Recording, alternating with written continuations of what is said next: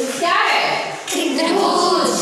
त्रिभुज दो शब्दों से मिलकर बना है, त्रिभुज और भुज। त्रि मतलब तीन और भुज मतलब चार।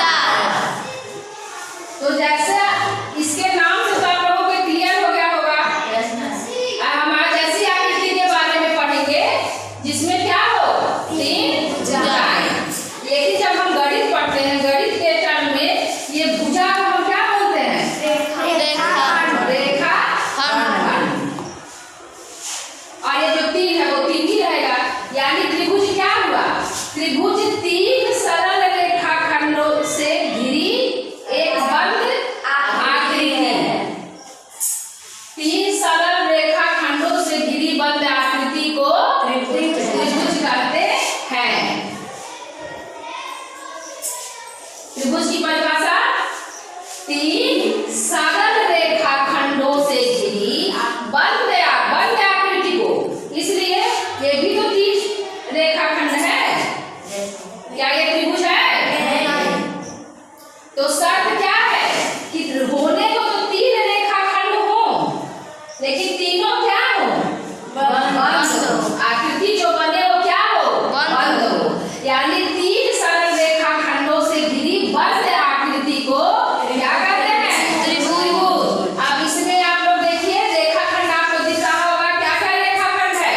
ABC। रेखाखंड बताना है, रेखाखंड AB। एक रेखाखंड क्या है? AB। दूसरा रेखाखंड AC।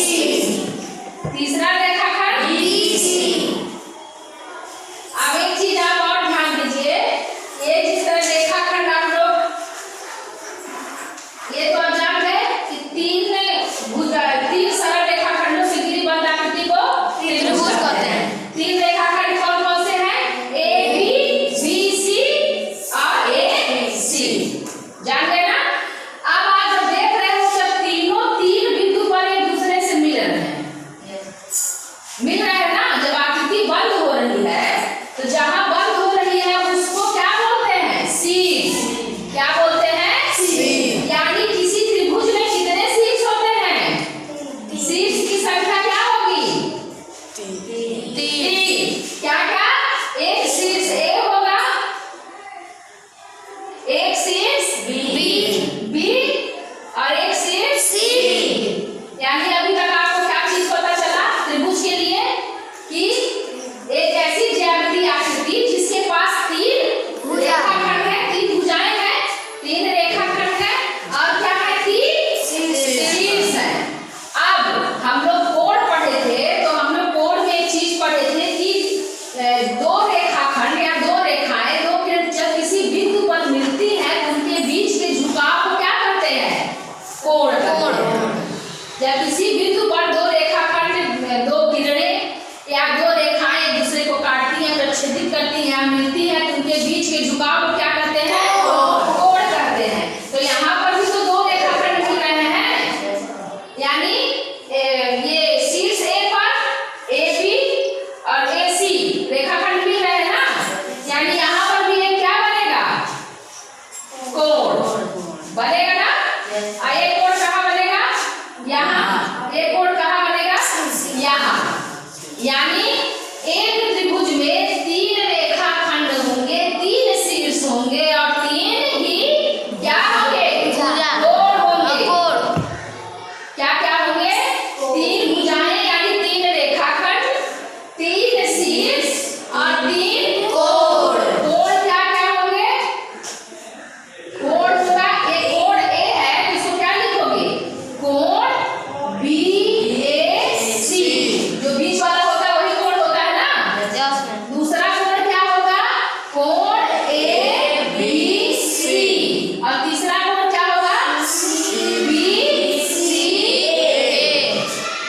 ये जो बीच में हमारा आता है ABC, यही वह बिंदु होता है जिस पर कोण बनता है, उसको लिखा जा रहा है BAC। लेकिन किस कोण की बात हो रही है? इस कोण की। यानी जब हम कोण लिखते हैं इस तरह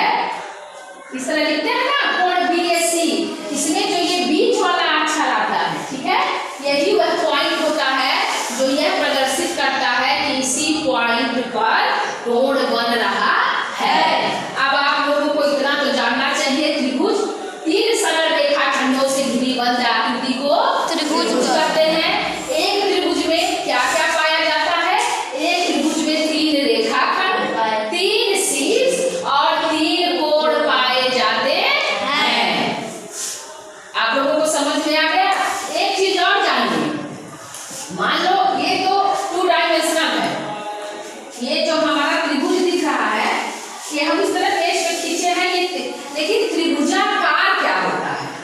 पहले कोई भी चीज है, जैसे हम उसको बोल देते थे कि जैसे समोसा है, तो आदमी ऐसे थोड़ा सा दिमाग में लगाएगा क्या त्रिभुज के शेप का है, लेकिन वो क्या है? त्रिभुज के शेप का नहीं है।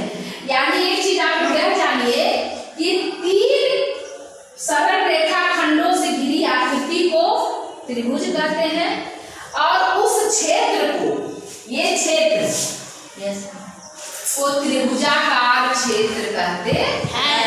क्या कहते हैं? त्रिभुजाकार क्षेत्र, त्रिभुजाकार क्षेत्र।